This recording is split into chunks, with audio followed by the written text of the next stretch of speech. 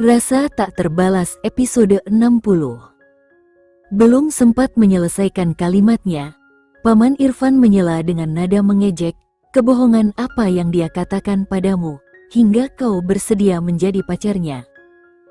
Apa dia sudah cerita padamu tentang kebiasaan buruknya?" Tambah ayah Romi sambil mengarahkan tatapannya pada Yuda. Misalnya, apakah dia sudah bilang kalau dia sudah berumur 20 tahun tetapi masih tidak bisa makan ikan? Sindir Paman Irfan dengan nada serius tetapi mata penuh keisengan. Apakah dia juga menceritakan tentang... Yuda akhirnya memotong dengan nada frustrasi. "Sudahlah, hentikan kalian berdua. Bagaimana mungkin kalian tega merendahkanku seperti ini di depan pacarku?" Ayah Romi mengangkat bahu dan berkata datar, "Aku tetap tidak percaya dia benar-benar pacarmu." "Ya, aku juga," timpal Paman Irfan dengan nada polos. "Dia terlalu cantik, sedangkan kau..." Sebelum mereka melanjutkan, Farah tiba-tiba tertawa kecil. Ia tidak bisa menahan diri setelah mendengar reaksi mereka. Awalnya ia pikir mereka meremehkannya, tetapi ternyata fokus mereka adalah Yuda. Melihat senyum dan tawa Farah, Yuda ikut tersenyum lega. "Nah, setidaknya sekarang dia tertawa," katanya dengan nada sedikit puas. Ayah Romi, yang sepertinya menikmati suasana itu, tiba-tiba bertepuk tangan. "Ah, aku sudah bisa membayangkan betapa tampannya cucu kita nanti," ucapnya penuh semangat. Paman Irfan ikut tersenyum nakal sambil menganggukkan kepala. Ya, aku setuju. Dengan gennya, cucu-cucu kita pasti akan sangat imut dan cantik." Mendengar percakapan itu, Farah hanya bisa menundukkan kepala. Wajahnya memerah. Pipinya bersemu merah jambu, dan ia tampak malu sekaligus tersanjung oleh perhatian dari keluarga Yuda. Yuda, di sisi lain, hanya bisa menghela napas panjang sambil menyeringai kecil. Ia tahu keluarganya memiliki cara unik untuk menunjukkan kasih sayang. Yuda hanya bisa menepuk dahinya, merasa frustasi sekaligus pasrah.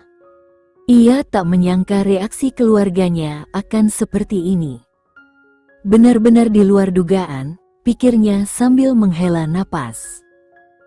"Ayo, nak, masuklah ke dalam," ujar ayah Romi sambil tersenyum ramah kepada Farah. Farah membalas senyumnya dan mengikuti langkah pria itu dengan tenang, meskipun masih merasa gugup. Sementara itu, Paman Irfan menoleh ke arah Yuda sambil menunjuk ke koper yang dibawanya. "Hei, anak muda, jangan lupa bawa kopernya.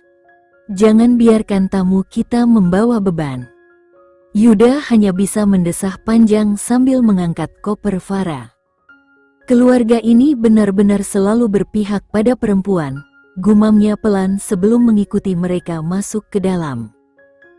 Begitu mereka tiba di ruang tamu yang luas dan nyaman, ayah Romi menatap Farah dengan penuh perhatian. "Namamu siapa, anakku?" tanyanya dengan suara lembut. "Nama saya Farah Arkatama," jawab Farah sopan dengan senyum kecil di wajahnya. "Ah, jadi kau adiknya Bima, ya?" timpal Paman Irfan, nada suaranya penuh antusias. Farah menganggukkan kepala sebagai jawaban. Sambil menepuk pelan kepala gadis itu, Paman Irfan tersenyum hangat. "Pantas saja kau begitu cantik. Gen keluarga kalian memang luar biasa." "Anak kecil," ujar ayah Romi sambil menunjuk ke arah Yuda dengan seringai, "apakah bocah bodoh ini pernah membuatmu kesal atau menindasmu? Jangan ragu untuk bilang padaku. Aku akan mengurusnya." Farah terkekeh kecil, sedikit terhibur oleh perhatian dari ayah Yuda. Ia tersenyum sambil menggelengkan kepala. Saat memandang ayah Romi, ia mulai menyadari dari mana Yuda mewarisi ketampanannya. Tetapi, ada sesuatu yang berbeda. Matanya. Mata Yuda tidak seperti milik ayahnya. Seolah bisa membaca pikirannya, ayah Romi berkata sambil tersenyum, dia mendapat mata itu dari ibunya. Melihat keterkejutan di wajah Farah, ayah Romi melanjutkan dengan nada bangga, kalau kau mengira bocah ini tampan karena genku, maka kau salah besar. Semua berkat ibunya. Dia wanita yang sangat cantik, seanggun putri kerajaan. Paman Irfan terkekeh sambil menepuk bahu ayah Romi.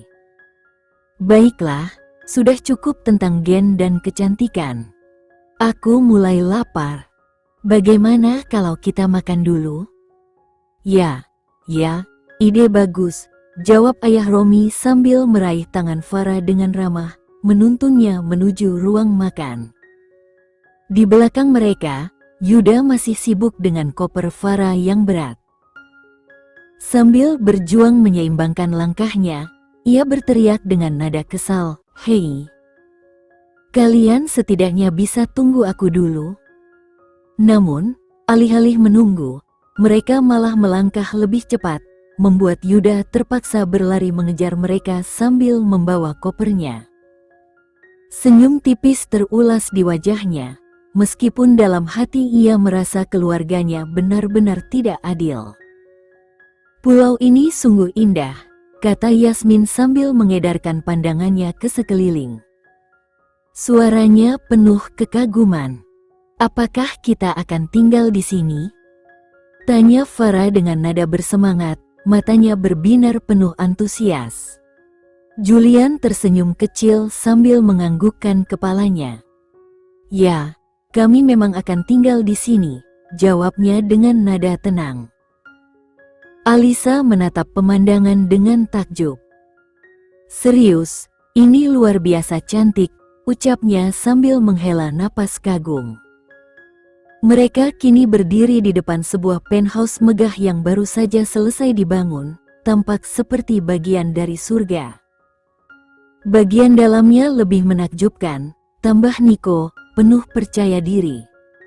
Ayo masuk, kata Julian sambil memperbaiki posisi Jenny yang masih berada dalam gendongannya. Sambil menatap wajah suaminya, Ming bertanya lembut, apakah aku terlalu berat? Julian tertawa kecil dan menggelengkan kepalanya. Tidak, sama sekali tidak. Menurutku kamu terlalu kurus. Kamu perlu makan lebih banyak, jawabnya penuh perhatian. Jenny hanya tersenyum kecil sambil membenamkan wajahnya di dada Julian. Sebuah menguap kecil keluar dari bibirnya. Lalu ia menganggukkan kepala perlahan. Kamu mengantuk lagi? Tanya Alisa, memperhatikan ekspresi lelah di wajah Jenny. Jenny mengangguk sambil berbisik, ya, kurasa begitu.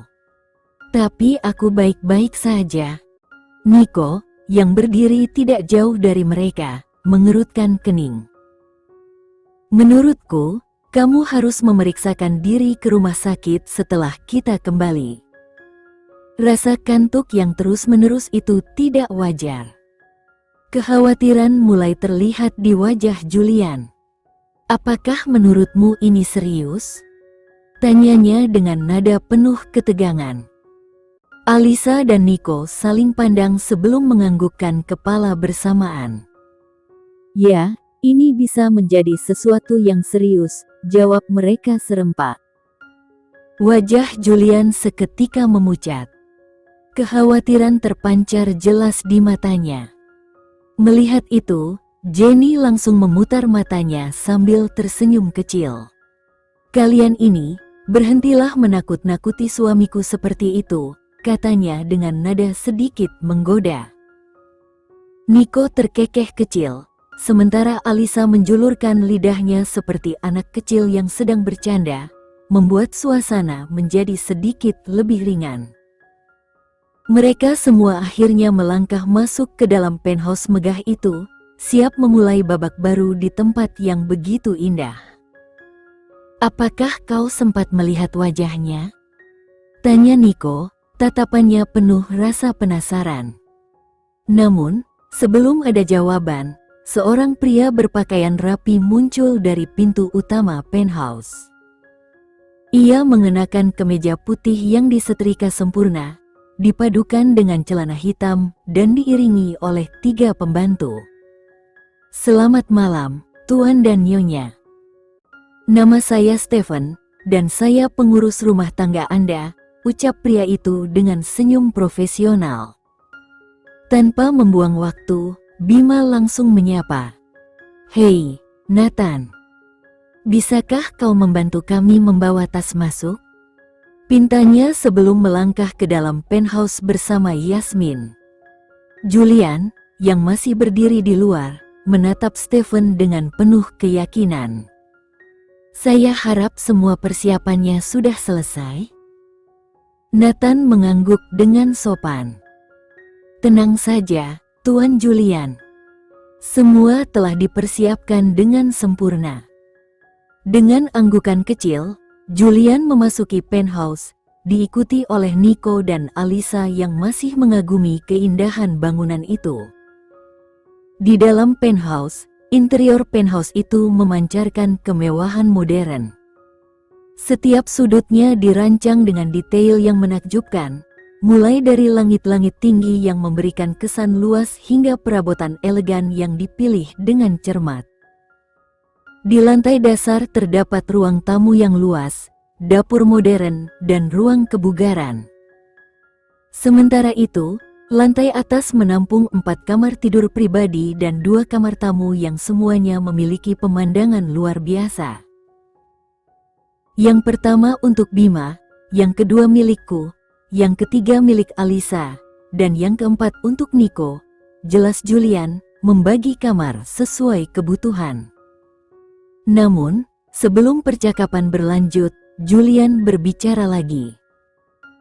"Permisi, istriku sedang mengantuk. Kami akan menemui kalian saat makan malam," katanya sambil menggandeng Jenny. "Aku sebenarnya tidak terlalu mengantuk, kok," kata Jenny sambil tersenyum kecil. Julian tertawa ringan dan menatapnya lembut. "Aku tahu," jawabnya sambil memegang tangan istrinya. Begitu tiba di kamar mereka, Jenny tersenyum dan berkata, "Aku mandi dulu, ya." Julian mengangguk. "Baiklah, aku akan menunggu di sini." Begitu Jenny membuka pintu kamar mereka, ia terkejut melihat betapa indah dan mewahnya ruangan itu. Dekorasinya begitu sempurna, memancarkan perpaduan keanggunan dan kenyamanan. Namun, yang membuatnya hampir menangis adalah bingkai foto besar mereka berdua yang tergantung di dinding, diambil saat jamuan makan pernikahan mereka. "Kapan kamu melakukan semua ini?" tanya Jenny dengan suara bergetar. Julian tersenyum bangga. "Setelah kita menikah." "Kau menyukainya?" Jenny membalas senyum itu dengan penuh rasa sayang. "Aku sangat menyukainya," jawabnya sambil menyentuh bingkai foto itu. Julian memeluknya dengan lembut sebelum membawanya ke tempat tidur. "Segarkan dirimu sebentar. Aku akan keluar sebentar dan segera kembali," katanya penuh perhatian. Jenny mengangguk, senyumnya masih tersungging. Di kamar itu, ia merasa cinta Julian begitu nyata, terukir dalam setiap detail kecil yang ada di sana. Alisa berdiri terpaku di pintu kamarnya, matanya melebar penuh kekaguman. Setiap detail ruangan tampak sempurna, seperti membaca langsung dari pikirannya. "Ini luar biasa," gumamnya sambil menyusuri ruangan. Wajahnya tersenyum lebar, tak mampu menyembunyikan rasa bahagianya. Julian, yang berdiri di belakangnya, menyengir puas. "Kau menyukainya?" tanyanya. Alisa berbalik menatapnya dengan senyum hangat. Aku lebih dari menyukainya. Terima kasih banyak, teman-teman. Julian melambaikan tangannya dengan santai. Jangan berterima kasih pada kami. Ucapkan itu pada Nico, katanya sambil mengangkat alis. Alisa sedikit terkejut, namun ia hanya tersenyum tanpa berkata apa-apa. Nico lah yang memberi instruksi kepada para desainer. Ia mengingat setiap detail kecil yang pernah kau sebutkan saat kita berbicara waktu itu, jelas Julian dengan nada menggoda. Alisa mengangguk pelan, berusaha menutupi keharuannya. Kalau begitu, aku akan mengucapkan terima kasih padanya nanti. Lakukan secepatnya, balas Julian sambil menyipitkan mata. Bagaimana jika ada orang lain yang lebih cepat mengucapkan terima kasih sebelum kau melakukannya? Alisa terkekeh ringan. Jangan khawatir. Aku akan melakukannya segera. Julian tersenyum lebar, matanya memancarkan kelicikan khasnya. Lebih baik lakukan dalam 2 hari, atau aku akan kehilangan 200 juta. Mata Alisa membelalak. Apa maksudmu? Julian memasukkan tangannya ke dalam saku, mencoba terlihat tenang. Bima dan aku membuat taruhan. Jika kau dan Nico berbaikan dalam waktu 2 hari, dia akan memberiku 100 juta. Tapi kalau tidak, aku harus membayar 200 juta padanya. Alisa mendesah panjang, lalu menatap Julian dengan tajam. Bagaimana mungkin kau bertaruh soal itu? Julian mengangkat bahu dengan santai. Kadang hidup butuh sedikit kesenangan, bukan? Namun, senyuman nakal muncul di wajah Alisa. Berikan aku 500 juta, dan aku akan melakukannya malam ini juga. Julian tertawa kecil, mencoba menahan tawa lebih keras. Kenapa aku harus memberimu 500 juta untuk memenangkan taruhan, padahal aku hanya perlu membayar 100 juta jika kalah? Alisa menyeringai, matanya berkilat licik. Karena aku tahu, Tuan Julian tidak suka kalah. Julian akhirnya menyerah, terkekeh sambil menggelengkan kepala. Benar sekali. Baiklah, uangnya akan ditransfer ke rekeningmu begitu kita sampai di rumah. Alisa mengangguk puas. Kesepakatan yang bagus. Melihat wajah Alisa yang penuh kemenangan, Julian hanya bisa menggelengkan kepala sambil tersenyum. Kau memang selalu tahu cara memenangkan sesuatu, katanya sebelum berbalik dan meninggalkan ruangan. Di tempat lain, di ruang makan keluarga Perwinda, suasana hangat menyelimuti. Farah asyik berbincang dengan ayah Romi dan paman Irfan, senyuman tak pernah lepas dari wajahnya. Topik demi topik mengalir begitu saja, membuat mereka larut dalam obrolan yang penuh tawa. Di sisi lain meja, Yuda merasa kesal. Ia terus berdeham, berharap mendapatkan perhatian Farah. Namun, usahanya sia-sia. Farah tetap sibuk berbincang, sama sekali tidak menghiraukan dirinya. Dengan wajah cemberut, Yuda akhirnya menyerah. Ia bangkit dari kursinya dan pergi ke lantai atas tanpa sepatah kata pun. Beberapa menit berlalu, Farah akhirnya menyadari ketidakhadiran Yuda. Ia mengerutkan kening, merasa bingung. Kapan dia pergi? Tanyanya, matanya menyapu meja makan. Ayah Romi dan paman Irfan tertawa kecil melihat ekspresinya. Mungkin dia merasa terabaikan, goda ayah Romi. Sudahlah, kami juga bisa bicara besok. Sebaiknya kau temui dia sekarang. Farah tersenyum lembut, merasa sedikit bersalah. Kebaikan ayah Romi dan paman Irfan membuatnya merasa sangat diterima di keluarga Yuda. Ia mengangguk pelan, lalu bertanya dengan nada ragu, di mana kamarnya?" "Yang pertama di sebelah kanan," jawab Paman Irfan dengan nada santai. Farah tersenyum lagi, menganggukkan kepala penuh terima kasih. Dengan langkah ringan, ia menuju ke lantai atas untuk mencari Yuda, bertekad untuk menghibur kekasihnya yang sedang merajuk. Sekian dulu ya video kali ini, kita lanjutkan lagi videonya di lain waktu. Oh iya, bagaimana menurut kalian? Semoga bisa sedikit menghibur kalian semua. Untuk teman-teman yang baru nonton, jangan lupa subscribe ya, hehehe. Dan kalau teman-teman ada yang ingin gabung langganan, bisa langsung gabung saja untuk dapat fitur yang menarik dan sedikit membantu Mimin.